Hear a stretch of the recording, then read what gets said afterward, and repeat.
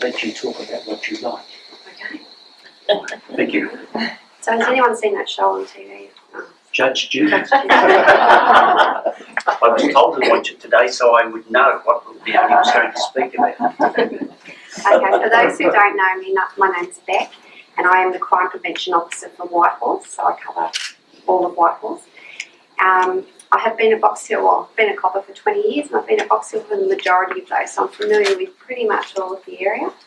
My role includes, which is a great role because it's a change from working the van or being that police officer in the watch house that you come in and see. I get to come out and speak to community groups like yourself, school groups, businesses. I do something that's called an audit. I go to people's houses that have unfortunately been broken into, and I can advise them on different security that they might want to consider. I can do that with businesses as well. Part of my role involves working closely with Neighbourhood Watch, and I can see a lot of wonderful volunteers in the audience here today. They assist me greatly at least once a month with what has been called a mystery tour that involves me picking them up from the old Nunawading police station, because hopefully you all know that is closed. Forest Hill is the police station now, so don't even bother going to Nunawading. There are police there. There are highway patrol police. Transit police are shortly going to move in there with some protective service officers. But for everyday stuff, don't go there. Continue down Springvale Road to Forest Hill now. So each month we do a different activity, and that can involves me picking them up in a minibus. We go for a drive. As Ray said, last month we tackled Heatherdale Railway Station car parks.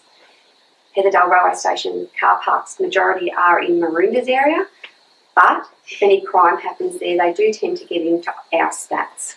So hence we thought we'd go down and have a look at the problem. We did hand out, and I know they're on the wall, but they're facing the other way, so I'll just show you these flyers that we gratefully got assistance with a Neighbourhood Watch Australasia grant, isn't it? Yeah. So we got funding to make up, because previous to this we didn't have any real good flyers. We had photocopies. They were all right, but these, Black and white. yeah, these look pretty flash, I would hope. Yes. So we delivered these onto some windscreens. One side's got information on theft of motor cars, and the other side, a flip reverse, is theft from motor cars. Now, unfortunately, theft from motor cars is one of our biggest problems in Whitehorse, simply because people become a bit complacent about either locking their vehicle or leaving valuables in their vehicle. So if you get any message from me today that you leave with, please don't leave important things in your car. Please lock your car. No one will notice if you just walk in. Sorry. Politics of being citizenships. Please take a seat. There you go. Waiting for you. So look, this, unfortunately, and why we hit railway station car parks is because these vehicles are sitting there potentially 6, 10, 8 hours a day unattended. And look, some railway stations have the luxury of a PSO on the station platform from 6 till 2, so they're more than happy to walk around car parks and have a look around. But during the day, they're a bit of a sitting duck. So what we tend to do is go down there, put these on the windscreens to show people, to remind people. But it's twofold, I think. I think that if someone was to potentially want to look around to see what are in cars and see all these on the windscreens, they might think about it again.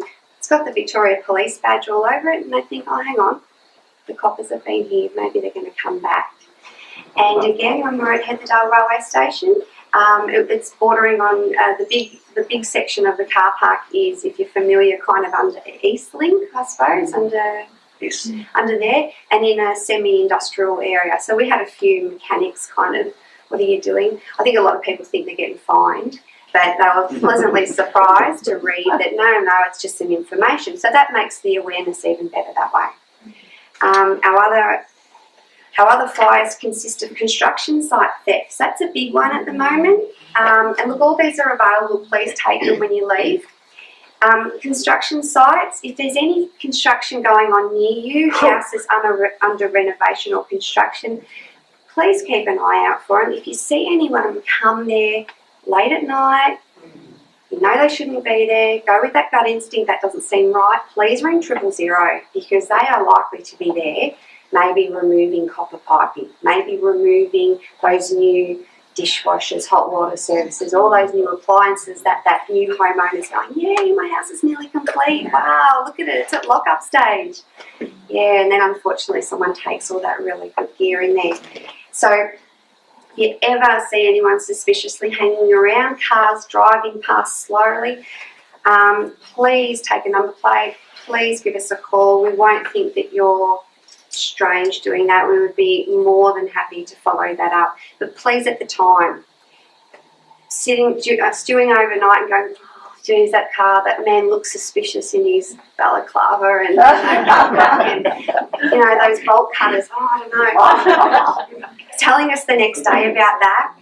At the time, awesome, because we could be literally just on Canterbury Road and could be here in a couple of minutes, or hey, we could be 5 or 10 minutes away, but you've given the best description of that person, of the vehicle or registration plate, and we could potentially catch up with them as they're leaving or at their address or something, vehicles where their address comes up with the car. So please go with that gut instinct. If it doesn't seem right, please let us know about it. Our next flyer is a residential burg one, and again it's got the theft from on the back. Theft from is the common theme. Burglaries, we're not too bad at the moment, burglaries, but look, it happens, and you know what, it doesn't take much for it to happen. Unfortunately, Box Hill, it's a great area, but it's easily accessible by train, tram and bus. And it doesn't take much for someone to wake up in the morning, catch the train into Flinders Street and go, I'll go out to Box Hill today. Because people are at work. And all they need to do is have a look in a driveway, not see a car, and go up to the door and knock on it. Now, if you happen to be home and get that person knock on your door and ask if John lives there or if you've seen my dog, that's the person we want to know about, because that person is pretty much casing your house to see if anyone's home. And if you didn't open that door, they would go around the back of your house and try to break in.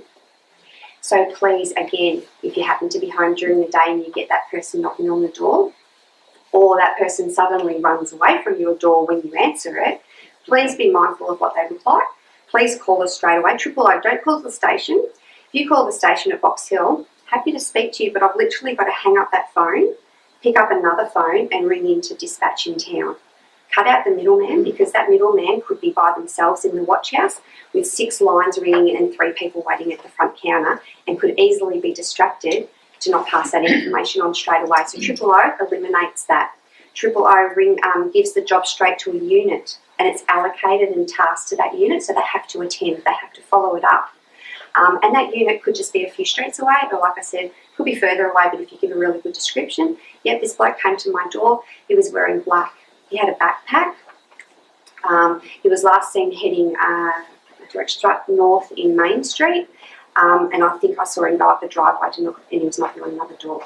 Great. We've got a good description.